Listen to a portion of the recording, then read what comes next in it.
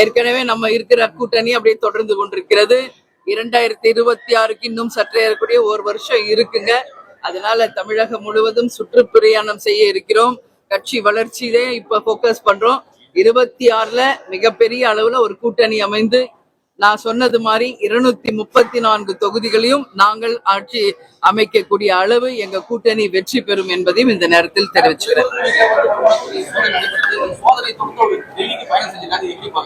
இது ரொம்ப லேட்டுங்க. அவங்க வீட்டுக்கு ரெய்டு பண்ணது இது முன்னாடியே நடந்திருக்கணுங்க. ரொம்ப ரொம்ப தாமதமா ரெய்டு போயிருக்காங்க. சரிங்களா? ஏன்னா அந்த அளவு இன்னைக்கு லஞ்சம் ஊழல் தலைவிரிச்சு ஆடிக்கிட்டு இருக்கு ஆளும் ஆட்சியில. அதனால நான் பல முறை இதை சொல்லியிருக்கேன். நானும் வேலூர் மாவட்டம் தான். அங்க என்னெல்லாம் பிரச்சனைகள் நடக்குது என்பது எனக்கு தெளிவாக தெரியும்.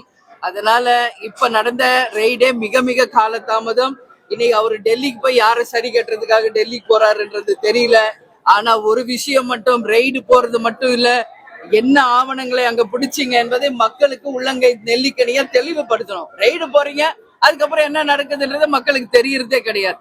அதனால தப்பு செஞ்சவங்க, கேப்டன் எப்பயும் சொல்லுவாங்க, தப்பு செஞ்சா நிச்சயமா உப்பு தின்னா தண்ணி குடிச்சாகணும். அது மாதிரி தப்பு செஞ்சா தண்டனையை அனுபவிக்கணும். அதனால லஞ்சம் ஊழல், இன்னைக்கு கனிம வள கொள்ளை, மணல் கொள்ளை, லஞ்சம் ஊழல் இன்னைக்கு தமிழ்நாடு முழுக்க தலைவிரிச்சாடிட்டு இருக்கு. இதெல்லாம் தடுக்கக்கூடிய அளவுல இந்த ரெய்டு அமையணும்னு சொல்லி நான் கேட்டுக்கிறேன்.